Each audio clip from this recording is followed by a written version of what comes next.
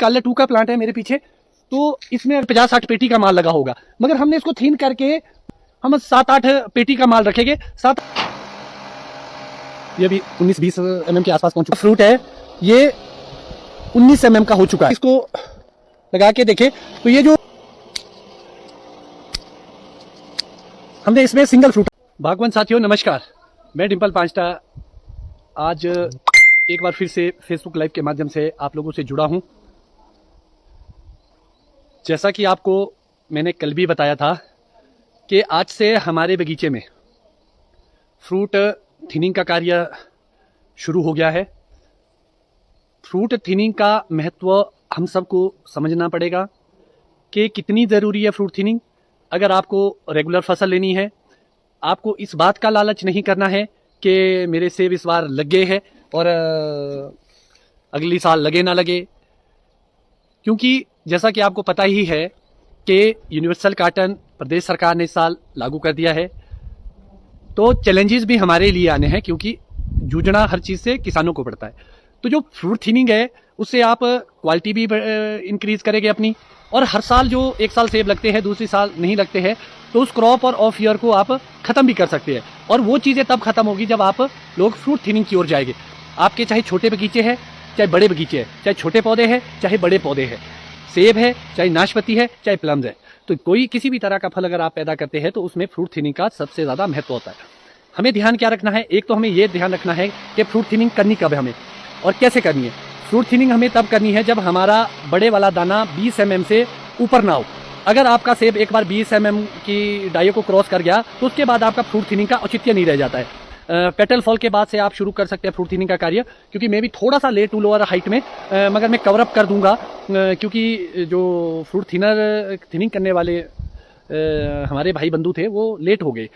तो आपको सबसे पहले किस बात का ध्यान रखना है, साथ ही साथ अगर मैं आपको दिखा पाऊंगा फ्रूट को,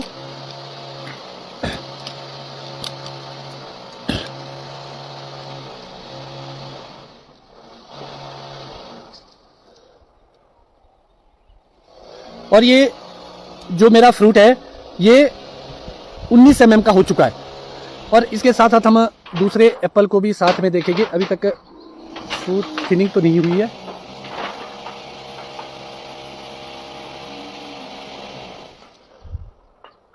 ये 18 mm का है।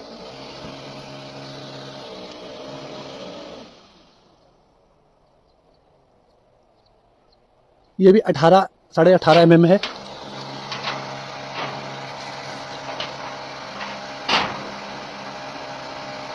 ये भी 19-20 mm के आसपास पहुंच चुका है।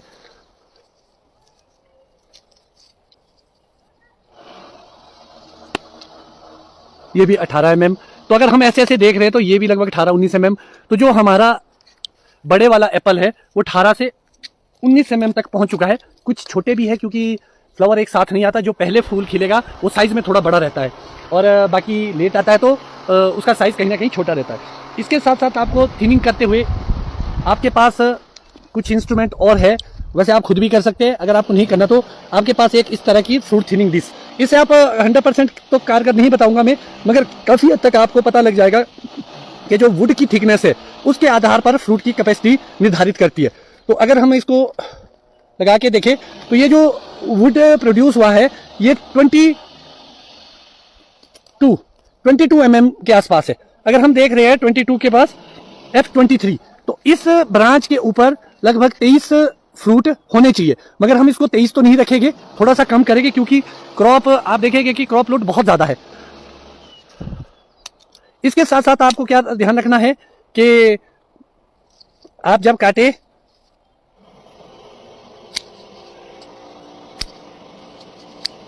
हमने इसमें सिंगल फ्रूट रखा। बहुत सारे बागवान साथी क्या करते हैं कि एक के बजाय 2 दाने रखते हैं। अगर आप 2 दाने रखेंगे तो फिर जो आपका थिनिंग का पर्पस था वो सॉल्व नहीं होगा और साइज में भी फर्क पड़ेगा। अगर आप इसको सिंगल ही दाना रखते हैं तो ज़्यादा अच्छा रहेगा। अगर हम यहाँ से देख पा रहे हैं तो जहाँ से ये बीमा आता है, यहाँ से इसको हम आगे तक देखेंगे तो इसमें 2 बीमे ऐसे थे जिसमें सेब लगे थे, और एक बीमे में हमने सेब ले लिया और दूसरे बीमे में भी दाने लगे। तो दूसरे बीमे को हम इस तरीके से काटेंगे कि उसमें कोई भी फ्रूट नहीं रखेंगे। फ्रूट टू फ्रूट का डिस्टेंस 3, 4, 5 और 6 इंच तक होना चाहिए, जो फ्रूट टू फ्रूट की डिस्टेंस होता है। आप एक चीज और देखेंगे कि जैसे आपका यहाँ पर बीमा सेब लगा, इसके साथ साथ एक पीछे और नया बीमा बन रहा है, ये अगले साल का बड होगा, एक साथ में यहाँ भी बन रहा है। तो मतलब 2 बड एक साथ प्रोड्यूस हो रहे अगले साल के लिए। तो जो हमारा मई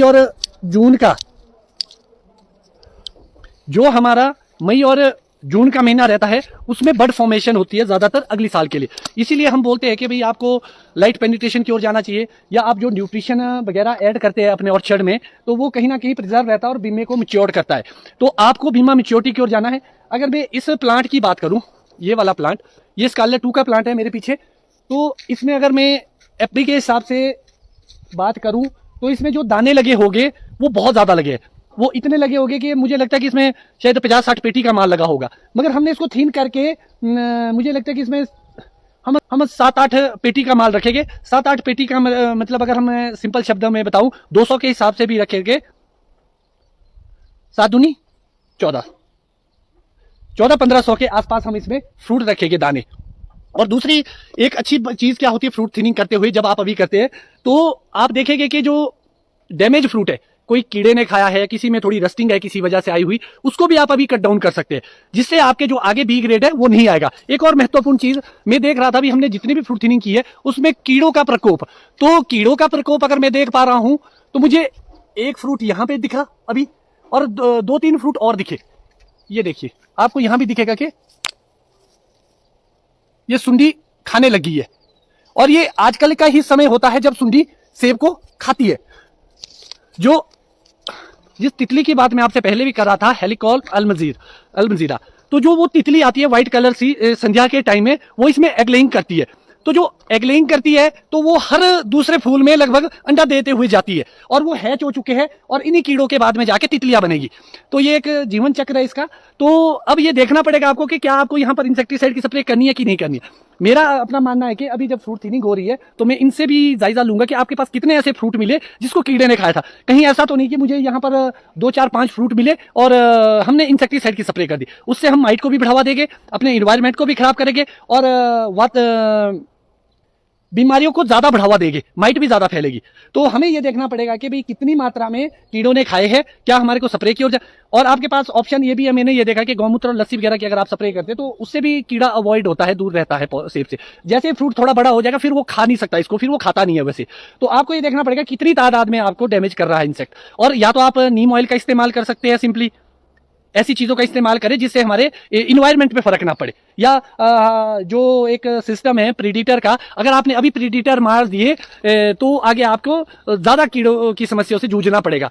और आपको साथ साथ मॉनिटर करना है कि कहीं माइट, तो माइट का मैं देख रहा हूं कि मुझे कहीं भी सिम्टम नहीं दिख रहा। जो मेरे पास इंस्ट्रूमेंट है उसे मैं चेक कर रहा था, मैं नाशपाती में चेक कर रहा था, रस्ट माइट बिल्कुल भी नहीं है। तो हमने जो बताया था कि कुछ नाशपतियां इस साल डैमेज की है, बहुत अर्ली आ गया था सीला, तो जो बी ग्रेड होगा तो उसको अभी हम कट डाउन कर सकते हैं नाशपाती में भी। और नाशपाती की थिनिंग इस साल बहुत जरूरी है क्योंकि अत्यधिक मात्रा में सभी लोगों के नाशपाती लगी है। तो अगर नाशपाती लगी है तो मार्केट में कहीं ना कहीं प्रेशर रहेगा। और अगले साल हमने देखा कि नाशपाती भी रेगुलर क्रॉप नहीं आ रही है, जबकि मैं हमेशा रेगुलर क्रॉप ले रहा हूं।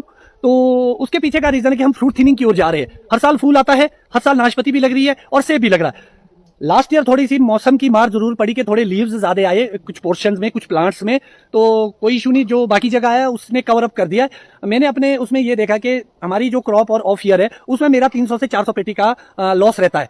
क्रॉप ईयर में 400 पेटी ऊपर हो जाएगी और ऑफ ईयर में घट जाएगी, तो ये 300-400 पेटी का ही रहता है ज्यादा। और जितने आप फ्रूट थिनिंग करेंगे उसके बाद आपका साइज उसको कवर कर देता है। बहुत सारे लोगों के धारणा ये है कि अभी सेब झड़ता है, बिल्कुल झड़ता है। आपका वो सेब झड़ता है जो 5 गुच्छे में होंगे, 4 झड़ेंगे या 3 झड़ेंगे, तो उसको आपने क्या करना है, अभी से काट देना है। वो इसलिए काटते हैं कि ताकि जब तक वो जीवित रहेंगे वो बाकी फ्रूट, तो वो भोजन खाते रहेंगे, तो जो एनर्जी एक फ्रूट को जानी चाहिए थी वो कहीं ना कहीं बंट जाती है। तो दूसरी बड़ी बात है कि जो सेब आप देखेंगे कि जो ये जिसको लाल या पीली डंडी बोलते हैं झड़ जाता है, अगर आप इसको काट के देखेंगे अंदर तो इसमें सीड जर्मिनेशन नहीं होती है। मैक्सिमम जो फ्रूट हमारा झड़ता है या छोटा रहता है उसमें या तो बीज नहीं बना होता या कम मात्रा में बना रहता है। तो इसीलिए आपको यह ध्यान रखना है कि फ्रूट थिनिंग करनी है। आपको थोड़ी सी समस्याएं हो सकती है कि घर वाले अलाउ ना करे, सेब कम है, फिर भी मुझे भी आज बोल रहे थे कि लोगों के सेब कम है इस साल, जो रिपोर्ट्स है पापा बोल रहे थे, तो फ्रूट थिनिंग नहीं करेंगे। मैं कहा बिल्कुल जी हम तो करेंगे थिनिंग, हम क्यों नहीं करेंगे। तो हम रेगुलर थिनिंग करेंगे और ये अपने शेड्यूल का हिस्सा है। अगर आपने इसको ब्रेक किया तो आप एक साल क्रॉप में, एक साल ऑफ में, और साथ ही साथ आपको क्वालिटी भी नहीं आएगी। ऐसा ना हो कि यूनिवर्सल काटा के चक्कर से अभी आप फ्रूट थिनिंग की ओर नहीं गए और बाद में आपको रोना पड़ जाए। मैं आपको बताना चाहूंगा, जो एक ब्रांडेड ऑर्चर्डिस्ट होता है वो तो अपना सेब बेच देता है, बड़ा ग्रोवर हो गया, किसी की जान पहचान होगी, किसी की अपनी दुकान होगी, तो जो आम आदमी है वो सफर करता है। तो आम आदमी सफर ना करे, इसलिए ज्यादातर आम आदमी पर फोकस रहता है मेरा। और ऐसा नहीं है कि बड़े लोग जितने भी है बड़े ऑर्चर्डिस्ट वो सब लोग फ्रूट थिनिंग करते हैं, तो इसीलिए उनकी क्वालिटी भी बनती है। इसीलिए आपको ध्यान रखना है कि सेब लगे, अगर ज्यादा लगे तो हमेशा काटे, अगर बहुत कम है तो आप उस टाइम आप डिसीजन ले सकते हैं कि नहीं काटने, मगर फिर भी देखना कि जो गुच्छे में लगे होंगे उसको आप एक ही दाने पे डालें। और जब आप एक बार इसमें घुस जाएंगे अंदर, फ्रूट थिनिंग सीख जाएंगे, तो उसके बाद आपको कभी भी ऐसा फील नहीं होगा कि हमारे सेब नहीं लग रहे। और दूसरी महत्वपूर्ण बात, फ्रूट थिनिंग ना करने का बहुत सारे हमारे जैसे पॉलिनेशन होता है, लोग नहीं काटते उसको, रेड गोल्डन वगैरह। तो जो मेरी परमिशन होती है कटर को कि हम एक भी दाना कलमों का नहीं रखते, जो कलमों में अंदर सेब लगे होगी उसको हम 100% काटने के लिए बोलते हैं, मगर फिर भी कहीं ना कहीं छूट जाते।